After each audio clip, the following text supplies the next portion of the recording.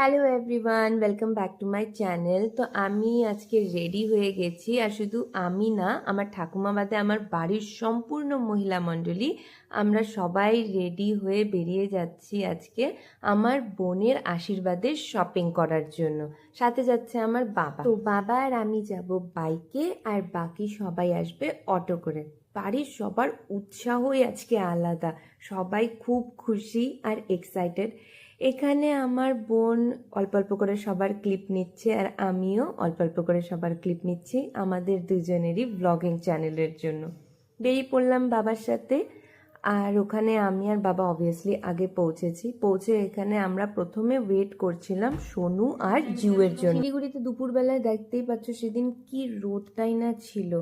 তো যাই হোক, সোনু পিসার সাথে চলে আসলো জিউকে নিয়ে, আর জিউকে নিয়ে তো দেখি এই গরমের মধ্যেও বাবু খুব ঠান্ডা, না কান্নাকাটি না কিছু। তারপরে বাবার সাথে জিউ আর আমি বেরিয়ে গেলাম, আর রিয়া আর মা সবাইও চলে এসেছে। তো ওরা টোটো করে চলে আসলো। প্রথমেই ঢুকে গেলাম আদি ঢাকেশ্বরী বস্ত্রালয়। আমি এখানে প্রথমবারই আসলাম, আর এখানে এসে না আমার খুব ভালো লাগলো এখানকার স্টাফের ব্যবহার, এখানকার লোকেদের ব্যবহার, প্লাস এখানে শাড়ির কালেকশনও খুব ভালো ছিল। তো যাই হোক, ওদেরকে অকেশন বলার পরে ওরা একে একে আমাদেরকে শাড়ি দেখানো শুরু করে। জিউ একটুকু বদমাশি করেনি। একটা এত ছোট বাচ্চাদের আমাদের সাথে ছিল, মানে বোঝাই যাচ্ছিল না, না কান্নাকাটি না কিছু। যাকগে, তারপরে একে একে আমরা শাড়ি দেখতে থাকলাম। এখানে ওরা আমাদেরকে প্রচুর শাড়ি দেখালো, প্রচুর পেশেন্সের সাথে। শাড়ি সিলেক্ট হওয়ার পরে আমিও নিজের জন্য একটা শাড়ি দেখলাম।